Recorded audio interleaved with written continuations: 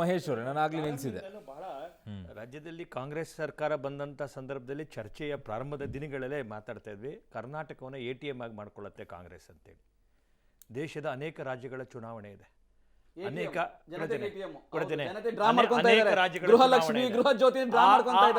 ರಾಜ್ಯಗಳ ಚುನಾವಣೆಗೆ ಸಂದರ್ಭದಲ್ಲಿ ಕಾಂಗ್ರೆಸ್ ಹೈಕಮಾಂಡ್ಗೆ ಕರ್ನಾಟಕ ಅಂತದ್ದು ಒಂದು ಕಾಮಧೇನು. ಆ ಕಾಮಧೇನು ರಾಜ್ಯದೊಳಗಡೆ ಏನೆಲ್ಲ ನಡೀತಾ ಇರ್ತಕ್ಕಂಥ ಏನು ವಿದ್ಯಮಾನ ನೋಡಿದಂಥ ಸಂದರ್ಭದಲ್ಲಿ ಅವ್ರಿಗೂ ಇವತ್ತು ಆಗಿರೋವಂಥದ್ದು ಏನಪ್ಪ ಅಂತಂದರೆ ಏನು ಈ ಥರದ್ದು ಸಾಕ್ತಿದೆಯಲ್ಲ ಅಂಥೇಳಿ. ಅದ್ರ ಮಧ್ಯದಲ್ಲಿ ಏನು ವ್ಯಾಪಕ ದಂಧೆ, ಏನು ಒಟ್ಟು ಜನಗಳ ಪರ್ಸೆಪ್ಷನಲ್ಲಿ ಏನಿದೆ ಅಂತಂದರೆ ಬಹುಶಃ ಇಷ್ಟರ ಮಟ್ಟದ ಕರಪ್ಷನ್ ಅಂತಕ್ಕಂಥದ್ದು ಈ 2 ತಿಂಗಳಲ್ಲಿ ಯಾವ ಸರ್ಕಾರವೂ ಮಾಡಿರಲಿಕ್ಕಿಲ್ಲ. ಅಷ್ಟು ದೊಡ್ಡ ಪ್ರಮಾಣದ ಒಂದು ಭ್ರಷ್ಟಾಚಾರ ಯಾವುದ್ರಲ್ಲಿ ಮಾಡಿದ್ರು, ಯಾವುದ್ರಲ್ಲಿ ಮಾಡಿಲ್ಲ ಅಂತ ಕೇಳಿ, ಮಾಡಿಲ್ಲ ಅನ್ನೋದ್ರಿಂದ ದಾಖಲೆಗಳು ಬಂತು. ಯಾವುದೋ ನೋಡಿ, ನಿಮ್ಗೊಂದು ವಿಷಯ ಹೇಳ್ತೀನಿ. ಒಟ್ಟು ನಡೀತಾ ಇರೋಂಥ ಇಡೀ ವಿದ್ಯಮಾನದ ಎಪಿಸೋಡ್ ಏನೆಲ್ಲ ನಡೀತಾ ಇದೆ, ಇವತ್ತಿನ ನಡೀತಾ ಇರ್ತಕ್ಕಂಥ ಆ ವಾಲ್ಟಾಲಿಟಿ ಒಳಗಡೆ ನಡೀತಾ ಇರ್ತಕ್ಕಂಥ ಏನಕ್ಕಪ್ಪ ಕಾರಣ ಅಂದರೆ ಇದಕ್ಕೆಲ್ಲ ಮೂಲ ಕಾರಣನೇ ದಂಧೆ.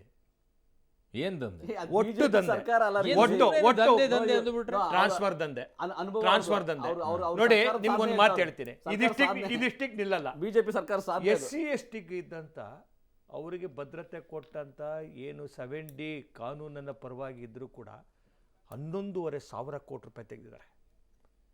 11,500 ಕೋಟಿ ರೂಪಾಯಿ ಬಡ್ಜೆಟ್ ಅಲ್ಲದೆ ತೆಗೆದಿದ್ದು ಹೊರತುಪಡಿಸಿರ್ತಕ್ಕಂಥದ್ದು ಈ ರಾಜ್ಯದ ಕೋಟ್ಯಾಂತರ ದಲಿತ ಬಂಧುಗಳಿಗೆ ಅನ್ಯಾಯ ಮಾಡಿರ್ತಕ್ಕಂಥದ್ದು. 11,500 ಕೋಟಿ ರೂಪಾಯಿ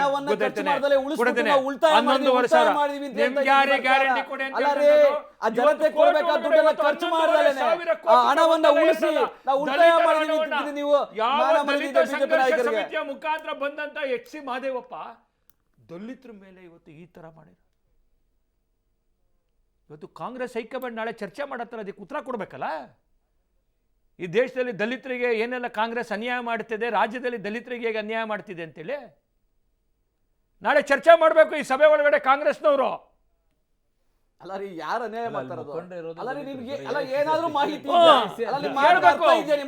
ತಮಾಷೆ ಪಾಯಿಂಟ್ ಅಲ್ಲಿ ಅವರೇನೋ ತಮಾಷೆ ಮಾತಾಡ್ತಾರೆ. 11,500 ಕೋಟಿ ರೂಪಾಯಿ ದಲಿತರ ಹಣವನ್ನು ತಗೊಂಡು ಮಾಡಿರೋಂಥದ್ದು. ತಮಾಷೆ ಮಾತಾಡ್ತಾ ಇದ್ದೀರಾ? ರಾಜ್ಯದ ಬಜೆಟ್ ನಿಮ್ಗೆ ಎಚ್ಚರ ಇರ್ಲಿ ರೀ. ಅಲ್ಲ ರೀ, ನೀವು ಅವ್ರ ಖರ್ಚನ್ನೇ ಖರ್ಚು ಮಾಡ್ತಾರೆ. ಸಮಾಜ ಕಲ್ಯಾಣ ಇಲಾಖೆ ಕೊಟ್ಟಂತ ಹಣವನ್ನು ಖರ್ಚು ಮಾಡ್ತಾರೆ. ನಾವು ಅದನ್ನ ಉಳಿಸಿದೀವಿ ಅಂತ ಹೇಳ್ತಾ ಇದ್ದವ್ರು ನಾಚಿಕೆ ಮಾಡ್ತಾರೆ ಬಿಜೆಪಿ ನಾಯಕರಿಗೆ.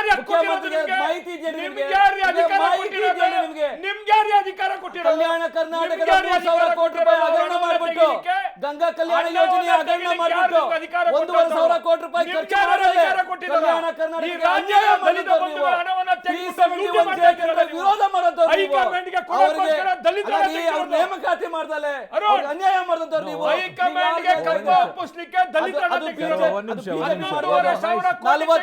ಲೂಟಿ ಹೊಡೆದು 40% ಲೂಟಿ ಹೊಡೆದು ರಾಜ್ಯದ ಬೊಕ್ಕಸವನ್ನ ಖಾಲಿ ಮಾಡಿ ಲೂಟಿ ಮಾಡಿ 1.5 ಲಕ್ಷ ರೂಪಾಯಿ ಲೂಟಿ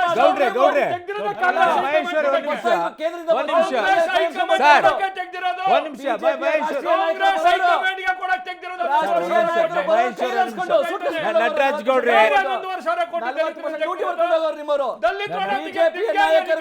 ನಟರಾಜ್ ಗೌಡ್ರೆ, ಇದು ನಿಮ್ಮ ಬಿಜೆಪಿಯ ಸಿದ್ಧಾಂತ ನಿಮ್ದು. ನಟರಾಜ್ ಗೌಡ್ರೆ, SC ಫಂಡ್ ಅನ್ನ ತಗೊಳಕ್ ಅವಕಾಶ ಇದೆ, ತಗೊಂಡಿದೀವಿ ಅಂತ ಒಪ್ಕೊಳ್ತಾ ಇದ್ದೀರಾ? ಸರ್ಕಾರ ತೀರ್ಮಾನ ತಗೊಂಡಿದ್ದೀರಾ ಅಂತ ಗಂಗಾಧರ ಮೂರ್ತಿ ಆ SC ST ಅಡಿ ಇರ್ತಕ್ಕಂಥ ಕಾನೂನು ಅಡಿ ಇರ್ತಕ್ಕಂಥ ಆ SC TPS ಏನ್ ಹಣ ಇದೆ ಯಾವುದೇ ರೀತಿಯ ಅನ್ಯ ಮಾರ್ಗಗಳಿಗೆ ಬಳಸೋಂಗಿಲ್ಲ ಅನ್ನೋದು ಒಂದು ಕಾನೂನು. ಆ ಕಾನೂನನ್ನ ಕಳೆದ ಬಾರಿ ಬಿಜೆಪಿ ಸರ್ಕಾರ ಇದ್ದಾಗ ಗೋವಿಂದ್ ಕಾರಜೋಳರು 9,000 ಕೋಟಿ ವಿಡ್ರಾ ಮಾಡ್ತಾರೆ ಬೇರೆ ಕಾರಣಗಳಿಗೆ ಅಂತ ಅಂದಾಗ ಆದಿ ಬೀದಿಲಿ ಹರಾಜಾಗ್ತು ಕಾಂಗ್ರೆಸ್ನ ನಾಯಕರುಗಳು. ಹೆಂಗ್ರಿ ಬಳಕೆ ಮಾಡಿದ್ದು ಅದು ವಿಡ್ರಾ ಮಾಡೋದು ಬಿಜೆಪಿ ಗೌರ್ಮೆಂಟ್. ನೀವು ಇವತ್ತು 11,500 ಕೋಟಿಯನ್ನ ವಿಡ್ರಾ ಮಾಡ್ತಾ ಇದ್ದೀವಿ ಅಂತ ಹೇಳೋಂಥ ಮಹದೇವಪ್ಪನವರು ಇವತ್ತೇನಾದರೂ ದಲಿತರ ಬಗ್ಗೆ ಕಾಳಜಿ ಇದ್ದರೆ ಕಾಂಗ್ರೆಸ್ ಪಾರ್ಟಿಗೆ ಅಥವಾ ಕಾಂಗ್ರೆಸ್ನ ದಲಿತ ನಾಯಕರಿಗೆ ಏನಾದರೂ ನೈತಿಕತೆ ಇದ್ದರೆ ಅಷ್ಟೂ ಜನ ರಾಜೀನಾಮೆ ಕೊಡಬೇಕು. ಇಲ್ಲ ಆ 11,500 SC ST ಕಲ್ಯಾಣ ನಿಧಿಗೆ ಮಾತ್ರ ಬಳಸೋಂಗೆ ಅದನ್ನು ಸೋಷಿಯಲ್ ವೆಲ್ಫೇರ್ ಡಿಪಾರ್ಟ್ಮೆಂಟ್ಗೆ ಅಥವಾ ಅದರ್ ಡಿಪಾರ್ಟ್ಮೆಂಟಿಗೆ ವಿಡ್ರಾ ಮಾಡಬೇಕು. ಅದು ಬಿಟ್ಟು ಯಾಕೆ ನೀವು ಚುನಾವಣೆ ಬಂದಾಗ ದಲಿತರು ಅಹಿಂದ ಮತ್ತೊಂದೆಲ್ಲ ಮಾಡ್ತೀರಿ? ಬಂದು ಕೂತ್ಕೊಂಡ ಮೇಲೆ ನೀವು ಮಾಡೋದು ಎಂಥ ಕೆಲಸ? ಇದು ಇಂಥ ಕೆಲಸನಾ? ಹೆಂಗೆ ದಲಿತರು ಉದ್ಧಾರ ಆಗ್ತದೆ ಈ ದೇಶದಲ್ಲಿ? 75 ವರ್ಷದಲ್ಲಿ 50 ವರ್ಷ ಆಳಿರತಕ್ಕಂಥ ಕಾಂಗ್ರೆಸ್ ಪಾರ್ಟಿ ದಲಿತೋದ್ಧಾರಕರು ನಾವು ಅಂತ ಮಾತಾಡ್ತೀವಿ. ಅವ್ರಿಗೆ ಮಿನಿಮಮ್ ಬೇಸ್ ಇನ್ನೂ ಅದು ಭಾಳ ದೊಡ್ಡ ಉದ್ಧಾರ ಆಗಿಬಿಟ್ಟಿದ್ದಾರೆ ಅನ್ನೋ ಕಾರಣ ಕೊಡ್ತಾ ಇರೋದಲ್ಲ. ಅದು ದಲಿತರು ಇನ್ನೂ ಕೆಳಗಡೆ ಇದ್ದಾರೆ. ಎಜುಕೇಷನ್ ಎಲ್ಲ ಡಿಪಾರ್ಟ್ಮೆಂಟ್ಗೂ ಇದೆ. ಅದು ಒಂದೇ ಡಿಪಾರ್ಟ್ಮೆಂಟ್ಗಲ್ಲ. ಎಜುಕೇಷನ್ ಡಿಪಾರ್ಟ್ಮೆಂಟಲ್ಲಿ 6,000 ಕೋಟಿನೂ 7,000 5,000 ಕೋಟಿ ತೆಗೆದಿದ್ದಾರೆ. ಆ ಮಕ್ಕಳಿಗೆ ನಾಳೆ ಬೆಳಗ್ಗೆ ಶಾಲೆಗೆ ಪುಸ್ತಕ ಇಲ್ಲ, ಹಾಸ್ಟೆಲ್ಗೆ ಇಲ್ಲ, ಮತ್ತೊಂದಿಲ್ಲ. ಯೂನಿಫಾರ್ಮ್ಗಳದ್ದು ಒಂದೇ ನಿಮಿಷ ಹೇಳಿದ್ದೇನು? ಹೇಗೆ ಮಾಡಿದಾರೆ ಗೊತ್ತಾ ಸರ್? ಸ್ಟಿಚಸ್ಸೇ ಇಲ್ಲ, ಅವ್ರಿಗೆ ಕೊಟ್ಬಿಡೋದು, ಅವರೇ ಸ್ಟಿಚಸ್ ಮಾಡ್ಕೊಂಡು. ಕೇಳಿ, ಇನ್ನೊಂದು ಭಾಳ ಗೊಂದಲದ ಗೌರ್ಮೆಂಟ್ ಅನ್ನೋದಕ್ಕೆ ಒಂದೇ ಉದಾಹರಣೆ ಏನಂತಂದ್ರೆ, ಗ್ಯಾರಂಟಿ ಕೊಡ್ತಾ ಇದ್ದೀವಿ, ಜನ ಸುಭಿಕ್ಷವಾಗಿದ್ದಾರೆ, ಸಮೃದ್ಧವಾಗಿದ್ದಾರೆ ಅಂತಾರೆ. ಕಳೆದ 2 ತಿಂಗಳಲ್ಲಿ ಇವ್ರು ಮಾಡಿರ್ತಕ್ಕಂಥ ಅನಾಹುತಗಳು, ಒಂದು ಎಲೆಕ್ಟ್ರಿಕ್ ಬಿಲ್, ಎರಡನೇದು ಮೊನ್ನೆ ಹಾಲು ಮೊಸರು, ಮತ್ತು ಅದಾದಮೇಲೆ ನಿಮಗೆ ಈ SC/ST ಗ್ರ್ಯಾಂಟ್ಗಳು. ನಾವು ಯಾವ ಗ್ರ್ಯಾಂಟನ್ನು ತೆಗೆದಿಲ್ಲ, ತೆರಿಗೆ ಹಾಕಿಲ್ಲ ಅಂದರು. ಮೋಟಾರ್ ತೆರಿಗೆ ಮೇಲೆ ತೆರಿಗೆ ಹಾಕಾಯಿತು, ಎಕ್ಸೈಸ್ ಮೇಲೆ ತೆರಿಗೆ ಹಾಕಾಯಿತು, ಮತ್ತು ಒಂದು ನಿಮಿಷ, ಮತ್ತು ಸ್ಟ್ಯಾಂಪ್ ಆ್ಯಂಡ್ ಡ್ಯೂಟಿ ಮೇಲೆ ತೆರಿಗೆ ಹಾಕಾಯಿತು.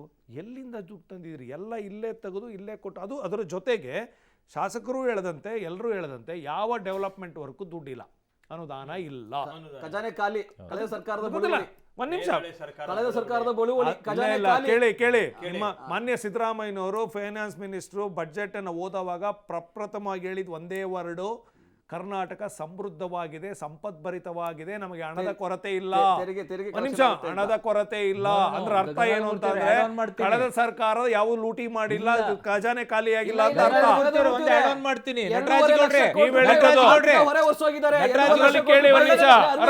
ಶಿವಕುಮಾರ್ ಅವರು ಬಹಿರಂಗವಾಗಿ ಹೇಳಿಲ್ವಾ, ನಾವು ಗ್ಯಾರಂಟಿ ಕೊಟ್ಟಿರುವಂತ ದುಡ್ಡಿನಿಂದ ಈ ವರ್ಷ ನಮ್ಗೆ ಅಭಿವೃದ್ಧಿ ಮಾಡಕ್ ಆಗಲ್ಲ?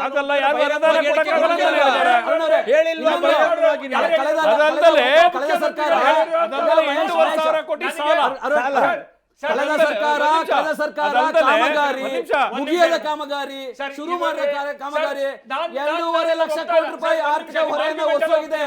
ಖಜಾನೆ ಖಾಲಿ ಮಾಡಿ 2.5 ಲಕ್ಷ ಕೋಟಿ ರೂಪಾಯಿಯನ್ನ ನಮ್ಮ ಮೇಲೆ ಬಾಧ್ಯತೆ ಹಣವನ್ನ ಬಿಟ್ಟೋಗಿದೆ. ದಲಿತರು ಹಣ ತೆಗೆದಿರೋದು ಸರ್, ಹೈಕಮಾಂಡ್ಗೆ ಕಪ್ಪ ಕೊಡ್ಲಿಕ್ಕೆ ಅಂತಾನೆ ದಲಿತರ ಹಣ ತೆಗೆದಿರೋದು.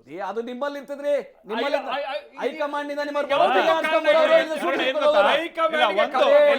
ಬಿಜೆಪಿಯ ಹೈಕಮಾಂಡ್ ಖಾಲಿ ಕೈಯಲ್ಲಿ ಬೆಂಗಳೂರಿಗೆ ಬರೋರು ಡೆಲ್ಲಿಗೆ ಹೋಗೋರು 40% ಲೂಟಿ ಹೊಡೆದಿ ಅವ್ರ ಸೂಟ್ಕೇಸ್ ತುಂಬಿ ಕಳಿಸ್ತಾ ಇದ್ದೀವಿ ನೀವು. ಅರುಣ್ ಸಿಂಗ್ ಎಕ್ಸ್ಪ್ರೆಸ್ ಡೆಲ್ಲಿಗೆ ಒಂದು ತಿಳ್ಕೊಳ್ಳಿ ಪ್ಲೀಸ್ ದಯವಿಟ್ಟು.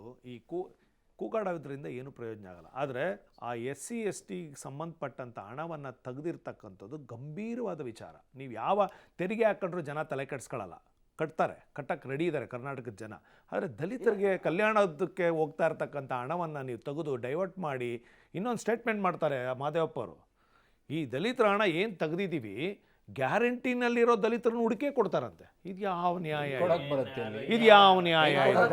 ಒಂದು ನಿಮಿಷ, ಇದು ಯಾವ ನ್ಯಾಯ? ನಾನು ಕೇಳೋದು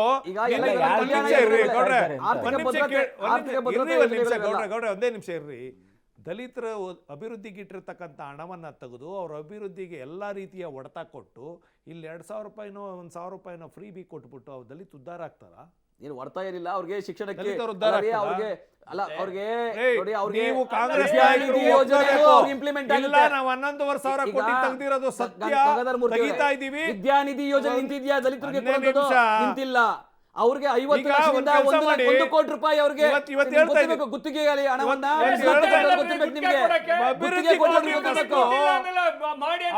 ಅವರ ಕಾಲೋನಿಗಳಿಗೆ ಅಭಿವೃದ್ಧಿ ಮಾಡ್ಲಿಕ್ಕೆ ಉಂಟಾ ಅವಕಾಶ? ಅಭಿವೃದ್ಧಿ ಆಗುತ್ತೆ. ನಿಮ್ ತರ ಅಲ್ಲಲ್ಲ, ನೀವು ಹೆಂಗೆ ಅಭಿವೃದ್ಧಿ ಗೊತ್ತೇ ಇಲ್ಲ ನಿಮ್ಗೆ, ಆಡಳಿತ ಗೊತ್ತೇ ಇಲ್ಲ ನಿಮ್ಗೆ, ಲೂಟಿ ಒಂದೇ ಗೊತ್ತಿದೆ ನಿಮ್ಗೆ.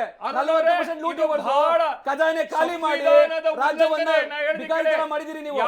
ಬಾಬಾ ಸಾಹೇಬ್ ಅಂಬೇಡ್ಕರ್ ಅವ್ರಿಗೆ ಅವತ್ತು ದಲಿತರ ಹೆಸರಿನಲ್ಲಿ ಮೋಸ ಮಾಡಿದ್ರು. ನೀವು ಅವಮಾನ ಮಾಡ್ತಾರೆ. ನೀವು ಇವತ್ತು ಕೂಡ ಅವರ ಸಂವಿಧಾನ ಶಿಲ್ಪಿ ಅನ್ನಕ್ಕೆ ನೀವು ರೆಡಿ ಇಲ್ಲ. ನೀವು ಬಾಬಾ ಸಾಹೇಬ್ ಅಂಬೇಡ್ಕರ್ ಅವ್ರಿಗೆ ನೀವು ಸಂವಿಧಾನ ಶಿಲ್ಪಿ ಅನ್ನಕ್ಕೆ ರೆಡಿ ಇಲ್ಲ. ನೀವು ಸಂವಿಧಾನ ಬದಲಾಯಿಸಕ್ಕೆ ಬಂದಿರೋದು. ನೀವು ಸಂವಿಧಾನ ಬದಲಾಯಿಸಕ್ಕೆ ನೀವು ಹೇಳ್ತಾರೆ ಸುಳ್ಳುಗಳ ಯಾರು ಮೇಲೆ ನೀವೆಲ್ಲ